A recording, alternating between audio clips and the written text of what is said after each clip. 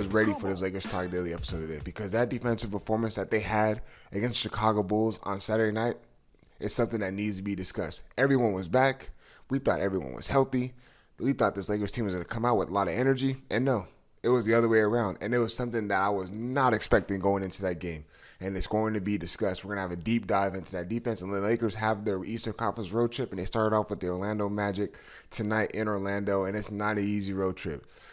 Deondre Hawkins here with another edition of Lakers Talk Daily presented by Pechanga Resort Casino. Play your perfect combination at Pechanga Resort Casino, the official Native American resort and casino of the Los Angeles Lakers. Skip the traffic. Head on over to Pechanga Resort Casino just off the I-15 in Temecula. Visit pechanga.com or call 888-PECHANGA for reservations and for more information. Please, you have to go check out Pechanga. The food, the drinks, the entertainment is something special. And if you have not, I am begging you to please go check it out. But let's get into this Lakers team.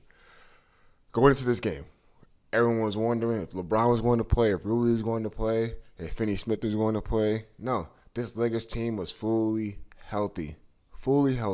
And I'm thinking, okay, we're back. The Lakers are back. They're going to go out there. They're going to obviously put on a good show, but they're going to dominate the Chicago Bulls team. The Chicago Bulls team who has traded away all their assets, and you can consider them trying to tank, but they're still kind of competitive. They're in the in-between right now in the Eastern Conference. They are currently a play-in team, but they still have guys that can go and play hard. The Lakers' issue is when they play against a team that they know they're better than, is the competitiveness, is the energy, and the attention to detail when it comes to teams that they know that they can just beat on a night-in and night-out basis. But giving up 36 points to Kobe White, understandable. He's a great player. He's the Chicago Bulls, in my opinion, their best player. But then you let, hopefully I don't butcher his name, Matas Buzelis go off for 31 points, rookie. Then you let Josh Giddey almost get a quadruple double. He almost had 10 steals by himself. Meaning that how many times the Lakers turned that ball over in that game? The Lakers turned the ball over too much in that game. Too much. And in that defensive performance, guys getting in there, in and out of the paint, scoring at will. No closeouts in the three-point line. Letting guys blow right by them. There's no rotation. There's no getting back in transition. The Bulls were running everywhere around that court, and it's got to get better. And I said it, this defense that the Lakers are playing is not going to help them in the playoffs. It's not going to help them in the first round against the Grizzlies team. It's not going to help them against the Denver Nuggets. It's not going to help them against the Houston Rockets, especially when you turn the ball over like that. This Lakers team has to get better. No excuse. I don't want to get in that mode like, oh, let's just flush this one down the toilet. It's a bad loss, but let's move on. No, let's not move on. Let's look at they got to look at that film. They got to look at it because that defensive performance is not going to win them the Western Conference. It's not going to help them and push them to that finals appearance. It's not going to at all. And that defense was embarrassing last night. And honestly, letting guys just go off and do whatever they want in that Chicago Bulls team is unacceptable. Because can you imagine when they get matched up with the Grizzlies and what a John Morant and Jaren Jackson can do, or Nikola Jokic and Jamal Murray can do, or what a Houston Rockets team who have guys who can score at will. Like, it's something that needs to be talked about. And then Rui coming back in there. We're expecting him to be fully healthy. And I always said it. There's no need to come back and rush back from injury. Take your time. Come back when you're 100%. And then when he goes in there in the press conference and said, yeah, my knee is only at a 70 to 80%. And honestly, I've seen it. And I'm pretty sure we all seen it. His jump shots were not explosive. He wasn't jumping the way he normally should. His defensive performance, he can't get in a real stance. He's not able to slide his feet. Can't really bend his knee. You can tell there was a slight discomfort when he was trying to move on that basketball floor. His layups, him trying to get up for a rebound, was not explosive that we're used to seeing.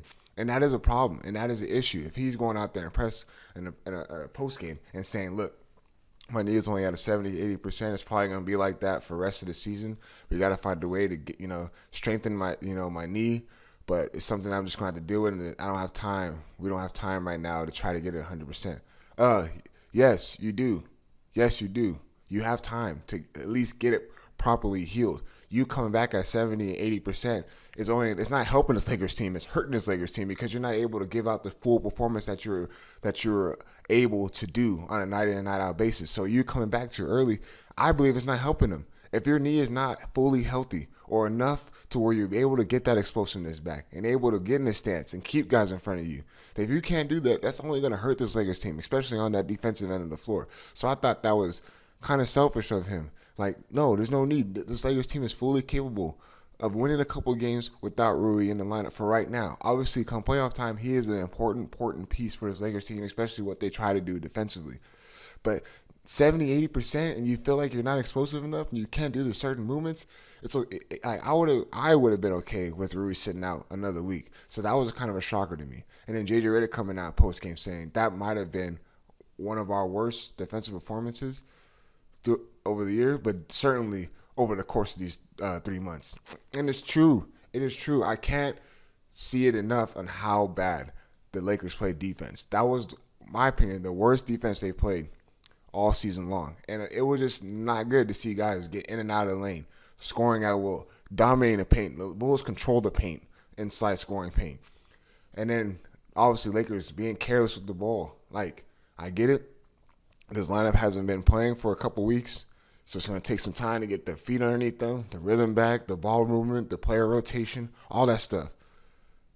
But the competitiveness and getting back on defense and playing hard in that defensive end of the floor, you can't really coach that. And that's what I keep on standing on, is like, you have to play defense in order to beat teams, especially the better teams. There's a lot of better teams in the NBA than the Chicago Bulls, and that's no discredit to them, but it's just facts. It is just facts, and this team has to lock in and dial in on defense, because right now they're sitting in the 4th seed, and I still believe they will not fall no lower than the 5th seed. But this Eastern Conference road trip is going to be tough, and it's something that they can't take their foot off the gas. But we'll talk a little bit about that right after that. My partners at Pechanga will give you guys a quick word.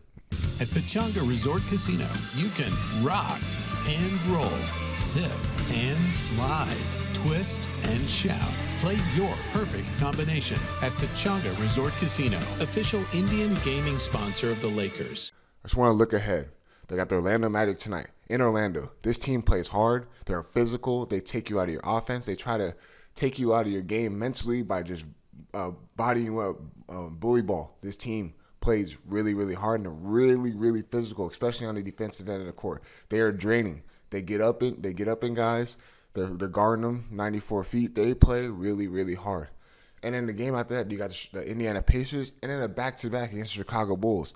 Like, this is not an easy breezy Eastern Conference road trip. This is something that the Lakers are going to have to be locked in through these next couple of games. It's going to be tough, obviously, with the traveling and stuff like that.